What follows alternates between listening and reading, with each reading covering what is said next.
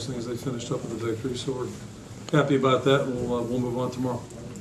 Coach, on the 4th and 1 at the end of the first half, they called a timeout right as you were snapping the ball. It looked like you were going to the left side, and then you ran it to the right side. Did you change the play there? We did, yeah. You did? Yeah, just because, they got to look at it. It's good timing on their part, so we just decided to change. Well, you went beyond your converted center. It seemed to get a pretty good block on this guy. That's one of the good stories of today for sure. We talk about next man in all the time, and said on the radio last Friday night, I was standing at a high school game with Tommy, and he could run for office down in Darlington. Yeah. I mean, everybody loves him there. Tremendous young guy, and his character really showed up today. He's been practicing well, and Jordan came out early, and so we just shifted Austin out and put Tommy in there, and he did a really nice job. Momentum-wise, do you think that really gave you a lift going into halftime in the second half? Scoring a touchdown there. Yeah, just the way the game was going. They had hit 3 really big plays on us in that first half, so it looked like we were going to need points, and it didn't affect field position at the end of the half, but. We got faith in our guys and wanted to play aggressively at that point. Where does that play come from? Does that come from upstairs to switch the sides? Yeah, all the coaches are in communication on that. And again, they saw the play, so we just felt like it was best to change it. Was there a plan at quarterback for the whole game, or was it just kind of I just told Gary. I said we had a couple of plans, and one of the scenarios we forgot to cover was what unfolded today. It was just a wild game, a weird game. So you play things by feel, and nothing's really changed. We like both guys. For the first half, it kind of looked like a basketball. Yeah, basketball or arena ball. I couldn't make up my mind. We're the birthplace of arena football. It was probably appropriate today. So I'm not fond of scoring contests, that's for sure. But boy, it looked like it had the chance to be one. Jake, for a guy who hadn't played for quite a while, looked pretty sharp out there. Did that surprise you how sharp he was, or no?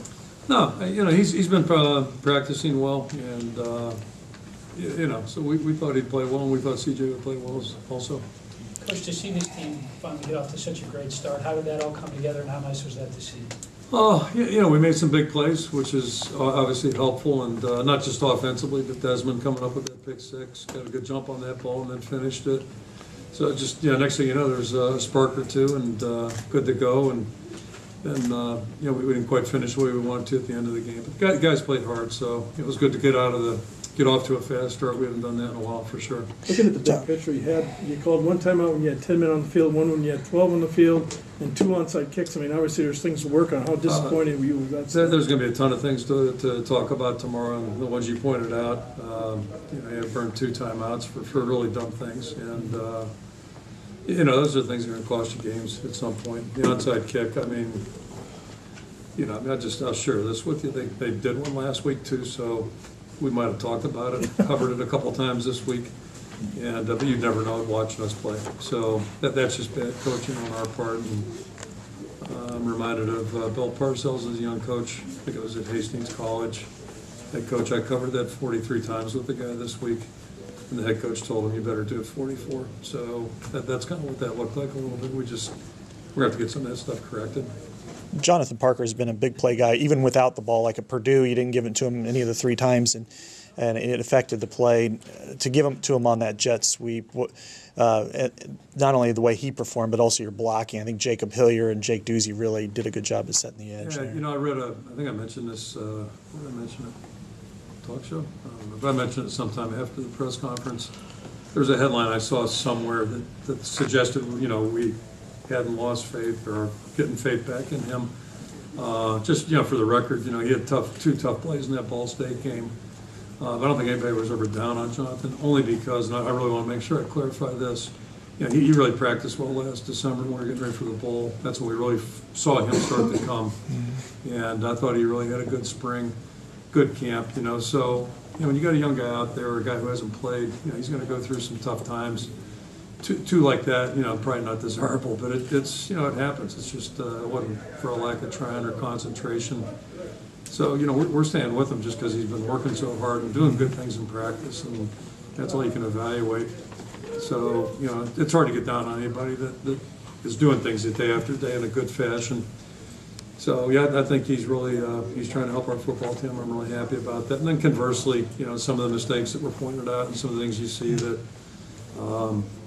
Are the result of somebody maybe not being as consistent with their effort and their commitment to getting better. Those are a little bit frustrating, and those probably have to be addressed a little bit better by me, I think. So we'll have to do a little better job on that front. But going back to JP, he's just been working hard, and he's really carrying himself like a winning football player, and it's really fun to watch that. What about the blocks that you had from Hillier? That really, I think he blocked 2 guys on that play. Yeah, I mean, those guys are doing a good job, and that's part of that little package, if you will. And the guy's done a good job in practice on that too, so it was good to see. In the fourth quarter, you rode Wiseman to kind of control and shut the door. Even the next to last series there, where we came up short on third down, it was third, whatever it was, short of the first. Yeah, we ate up some clock and changed field position a little bit in that possession, and then certainly the last one to finish the game that way. And that's the guys up front, the tight ends, doing a good job, and then Mark, our fullback also. But Mark, really running tough out there, and that's something he's really good at. Indiana got a few of those signature big plays, but what did you think about your defense's ability to kind of shrug those off? Yeah, I guess thank you. You gave me a positive spin. I can use that tomorrow a little bit because I was looking for one. But, it's interesting coming in this game. They haven't given up nobody's held them to under 200 yards rushing in a game. And, I looked at that stat and I just, found that kind of hard to believe, with all due respect, but we witnessed it firsthand. I mean, they worked us pretty good. Those 3 runs that Coleman had were outstanding runs. And I said during the week, all their backs are good, and they are. They're all good, but he's really good. And, you get on the field live with a guy and you really find out what he's like and what he's all about.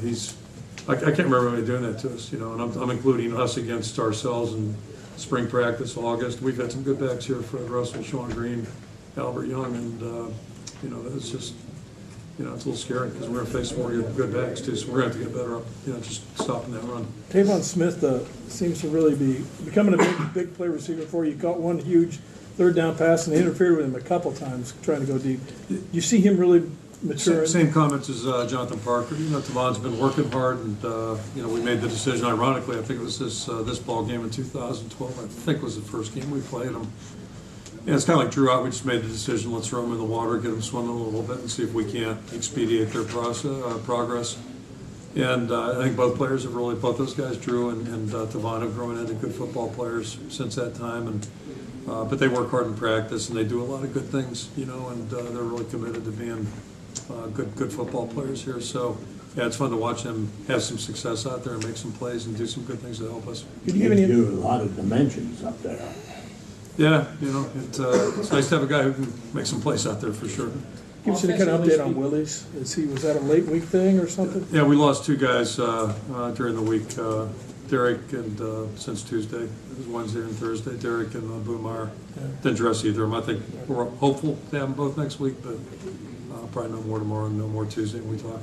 Offensively speaking, did you kind of see and sense that this team grew up a lot over the last couple of weeks? We're making progress, and then the other part about today is, clearly we got a lot more to make, and we better do it fast because we got to peak at Maryland. In preparation for this ball game, they got a good team too. And one thing I remember from our summer is that I think they got about 23 starters back. Is that possible? They basically have their whole team back from last year. So, that'll be a challenge. We got to keep growing, and we just have a week to worry about it. And then, just like today was a weird day, we got a weird schedule with another bye week coming up. So, it's kind of all or nothing here for the next 7 days. How much did Gall benefit from being a fifth-year senior? I mean, it seems like experience really helped him. It helps, and there's a lot to be said for experience, especially with linemen. And but experience is only good if you make it a positive, and he's done that. That's what I was kind of saying earlier. He works hard every day, shows up, and you forget. It's funny when he's with everybody. He just looks like another guy. When I was with him at that high school game a week ago, and just me and him standing there and realized, this guy's a big guy. He's no shrimp by any stretch. But most importantly, he prepares every day. He's got a great attitude. His teammates love the guy. So they just singled him out here after the post game. So it's fun when you see things like that. And you can feel really good about what he did to help us win today. Do you know the extent of Jordan Walsh's injury? Is it bad? It's an ankle. I don't think anything too bad, but. Can he play next week? We'll probably know more tomorrow, and then maybe Monday, Tuesday. That looked like a tremendous play from Desmond King, almost reading the quarterback, kind of baited him, and then the catch he made. He's shown a lot of growth, it seems. It was a good play. I just happened to be standing right there. You could almost hear the wheels grinding up there. He read it out and then made a nice break, and then Yeah, he's got good hands. Ironically, that day at practice, I was looking across the field and saw him catch one with his right hand. And I teased him. I said, showboating or what? He said, well, no, the receiver had his left hand pinned down, so he snatched it with his right hand. So Desmond's a good football player. He's really, for a young guy, he's doing a lot of good things out there, and he's got potential to grow too. So that's exciting. Coach, when Indiana cut it down to 7, you guys were able to get a couple of big stops. You got the interception from Bo, kind of turned the tide before the half. How important was that to really It was get back important, momentum? because they're a team that makes you really nervous. I mean, you're nervous from the start of the game till the end of the game. I'm hoping their quarterback's okay, but they're just a dangerous team. It's a unique attack. It's a high tempo attack, and if you drop your guard, they do a good job of finding you. And they made us pay a couple times today. So to stop things a little bit, and then for us to turn it into a positive right before the half was really important, because I was not relaxed at any time today. It's just they don't let you. Was it about not setting the edge as much with those plays, or was it the lack of flow from the linebackers on the Coleman big plays? I'll have to see the film. It looked like a little bit of each to me. If you let them get started, he knows how to get started and then finish. He does it really quickly. So I think, we'll probably see some things where we can take blocks on as well, stepping underneath blocks at times, things like that, and just, you drop your fundamentals and bad things are going to happen, and a player like that will really make you pay in a bad way, that's the danger of playing a guy that good. How are you feeling overall, Kirk? You guys are 5-1. You're learning lessons and wins, I guess, which is better than the alternative. Yeah, I'd feel better if we were 6-0, but that's not realistic at this point. And that's yesterday's news. So we're just going to push ahead, and we'll enjoy this game today. Tonight, everybody can feel good about that, because bottom line is we won a Big Ten football game. We won in Kinnick. That's important. Then tomorrow we'll correct, and then we got a week to get better here. And as long as we're moving forward, that's the biggest thing. And I think for the most part we are. And we're going to have to, because we got 6 tough ball games left now, and you guys have seen it. I had a chance to watch football last Saturday. Conference football is always interesting, and I'm chuckling right now about all the. Somebody had the predictions for the Final Four yesterday or 2 days ago. I'll predict it'll look different a month from now, or certainly maybe even 3 weeks from now. There's just a lot of football left, and it's about getting better and improving. If your team's doing that, you got a chance. If you don't, you're not going to be in good shape. Was there any clarity, I guess? Did you find any clarity at quarterback, or is that more look at the film and then? Just, again, it was a weird deal the way things went. But the only thing I walk away feeling pretty good, about like I did coming in here. That's one position I feel like we got 2 guys that we can win with, and that's a really good thing. And looking at both of them play next week? We'll see. We'll cross that bridge when we get there. But if we do, I'll feel good about it. I know that. I like the way Jake and CJ work. They practice well. They're invested. I'm talking about some guys earlier. They're the same way. Maybe at the front of the class there. And if your quarterbacks aren't, you're in trouble there. So it's really good. And the good news too, we got to work waivers last week during the bye week when Jake was still resting. So. We've had a positive there with him sitting out a little bit, gave the other guy a chance to really run our offense, and I think he got better as well. Was Damon Powell the primary receiver on that route that he scored on? Yeah, on that one, Yeah. Well, thanks, everybody.